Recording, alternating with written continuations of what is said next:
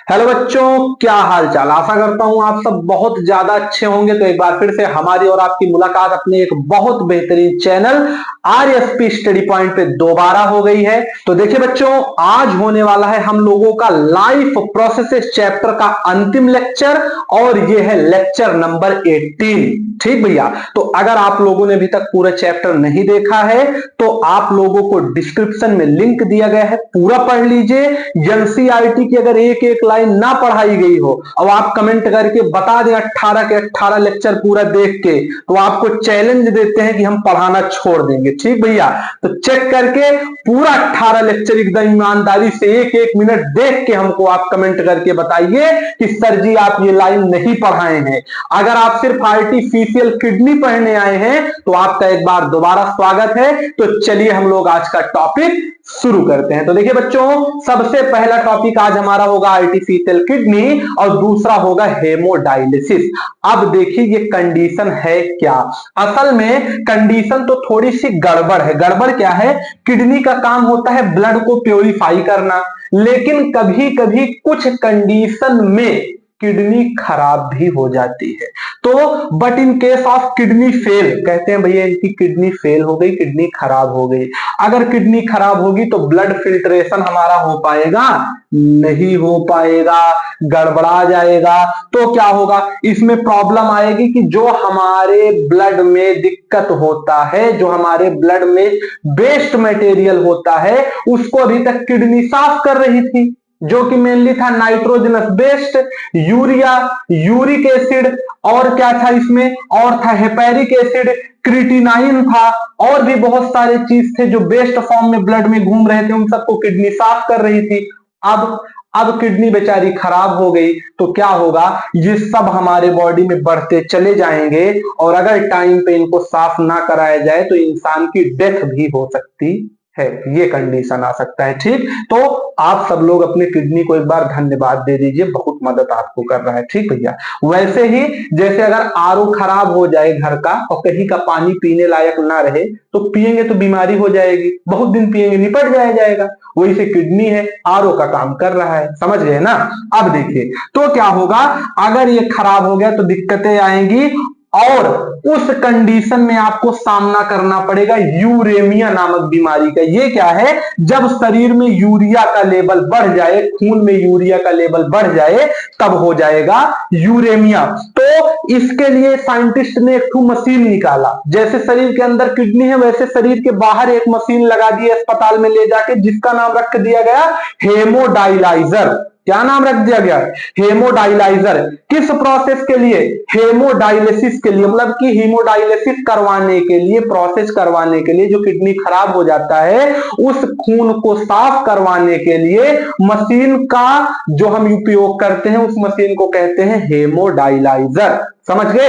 तो ये करीब टाइम कितना लेता है, अगर किसी का हेमोडायलिसिस होता होगा तो अबाउट मतलब अप्रॉक्स में 3-4 घंटे उसको लग जाते हैं, ठीक, खून साफ करवाने में इस मशीन के द्वारा। अच्छा, वैसे तो हमारी किडनी एक दिन में 180 लीटर फिल्ट्रेट को साफ करती है, 180 लीटर खून को साफ करती है।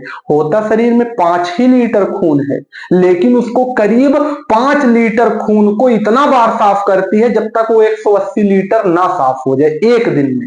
और हम लोग किडनी जो वेस्ट मटेरियल बनाती है वो होता क्या है, पेशाब, यूरिया जो हम लोग करने जाते हैं। तो क्या हम लोग दिन भर में 180 लीटर पेशाब करते हैं? कभी करके चेक करिए क्या हालत होगा।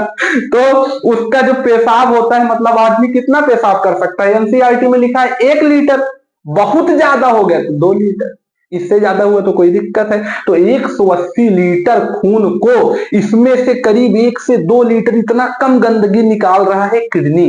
अगर ये खराब हो गया तो बहुत दिक्कत होगी। अब उसको सही कैसे करेंगे, ध्यान से समझिए। देखिए ये है कोई इंसान, इंसान का हाथ है, हाथ में लगा दिया डॉक्टर सिरिंज, मतलब कि क्या लगा दिया, जो पाइप होती है जिससे ग्लूकोज चढ़ाया जाता है, बीबो कहते हैं शायद उसको, वो लगा दिया भैया। अब जो नस है उस नस में लगाया, और नस में लगा के क्या कर दिया, उसको ले जाके मशीन में लगा दिया जो हेमोडायलिसिस करती है। अब उस मशीन के अंदर कुछ नहीं होता, एक चीज होता है जिसे हम लोग कहते हैं सेलोफेन ट्यूब। ये ट्यूब क्या काम करती है, ये एक सेमी परमिएबल नेचर की ट्यूब होती है। है, मतलब इसके अंदर और बाहर से सामान आ जा सकता है। तो इसके अंदर से क्या आएगा, शरीर के अंदर नस में क्या दौड़ रहा है, लगातार दौड़ रहा है खून, तो खून इसके अंदर आएगा। अब मशीन में धीरे धीरे खून आने लगा। नीचे एक ठो डब्बा है, इस डब्बा में डाल दिए हैं हम लोग डाइलाइजिंग फ्लूइड, या इस फ्लूइड को क्या कहते हैं, डाइसाइलेट नामक केमिकल होता है। ये केमिकल इस डब्बा में डाल दिए और इसको प्रेशर से इसी चैम्बर में भेज दिए। ये जो यहाँ पे केमिकल है, लिक्विड है, इसको इस पूरे डब्बा में भेज दिए। अब इस डब्बे में जो भी केमिकल होगा वो बिल्कुल सेम होगा जो जो ब्लड में रहता है। ध्यान से सुनिएगा, यही पूरी लाइन घूम जाएगी। इस डिब्बे में जो भी केमिकल होगा वो वही होगा जो इस ब्लड के अंदर होगा, बशर्ते एक चीज इस डिब्बे में नहीं होगा, उसका नाम है नाइट्रोजनस बेस्ड। मतलब इस इंसान के बॉडी में जो किडनी खराब होने के कारण गंदगी बढ़ गई है खून में, वो गंदगी इसके खून में तो होगी, जो कि इस पाइप से ऐसे ऐसे घूमेगा, लेकिन इस केमिकल में वो गंदगी नहीं होगी। तो ये है सेमी परमिएबल नेचर का ये जो आपको पाइप लगा है। इससे धीरे धीरे, क्योंकि डिफ्यूजन प्रोसेस से इससे जो नाइट्रोजनस बेस्ड है वो इस वाले जगह पे आ जाएगा। इसको हटा हटा के धीरे धीरे इससे मतलब इसका रिसाव होगा खून का, और इसमें जो भी गंदगी है, यूरिया है, यूरिक एसिड है, वो सब इसमें आके इकट्ठा हो जाएगा।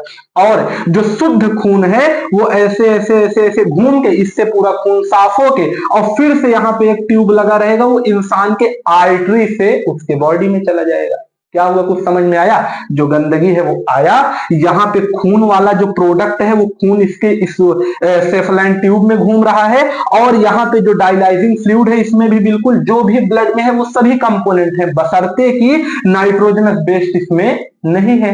तो सेमी परमिएबल नेचर का होने के कारण क्या होगा, जो भी डिफ्यूजन प्रोसेस से इसमें जो नाइट्रोजनस बेस्ड है वो आ जाएगा इस टैंक में। बाकी जो खून है वो फिर से प्योर होके जो किडनी काम करता था वो यहाँ पे गंदगी बाहर आ जाएगी और दोबारा इसके बॉडी में उसका शुद्ध रूप वाला ब्लड चला जाएगा। और इसमें बहुत ज्यादा गंदगी मतलब नाइट्रोजनस बेस्ड इकट्ठा ना हो पाए, उसके लिए एक अलग से डिब्बा लगा दिया जाता है कि जो भी वेस्ट मटेरियल थोड़ा बहुत निकले वो इसमें आके इकट्ठा हो जाए। और बाकी क्या होगा, ये वेस्ट मटेरियल बाद में इस डब्बे को जो भी मशीन वाले साफ करेंगे बाहर फेंक देंगे, बाकी उसका खून जो है वो प्योरीफाई हो जाएगा। यही इतना इसमें कुल मिला के था भैया। अच्छा, एक चीज और देख लीजिए, जो ऑस्मोटिक प्रेशर रहेगा इस लिक्विड का जो इस डब्बे में भरा हुआ है और इसके शरीर के ब्लड में जो मरीज के भरा हुआ है वो बिल्कुल सेम रहेगा, और जो डायलिसिस फ्लूइड है वही जो डिब्बे में भरा हुआ है वो ब्लड का जो कंपोनेंट है उसके बिल्कुल समान रहेगा। वही चीज कि ब्लड में जो भी नाइट्रोजनस बेस्ड है वो बाहर आ जाएगा और बाकी पूरा खून प्योर होके फिर से उसके बॉडी में चला जाएगा, और जो वेस्ट मटेरियल निकला उसको हम लोग एक सेपरेट डिब्बे में इकट्ठा कर लेंगे। यही था पूरा आपका आर्टिफिशियल किडनी। उम्मीद है आप समझ गए होंगे, कोई भी दिक्कत नहीं होनी चाहिए। अगर कोई दिक्कत हो रही है एक बार लेक्चर दोबारा देख लीजिए, बाकी पूरा चैप्टर कंप्लीट है। मिलेंगे आपसे नेक्स्ट लेक्चर में। पूरा समझ में आए तो वीडियो को लाइक, सब्सक्राइब, शेयर तीनों चीज करके जाइएगा और कमेंट करके जरूर बताइएगा। तब तक के लिए ओके बाय।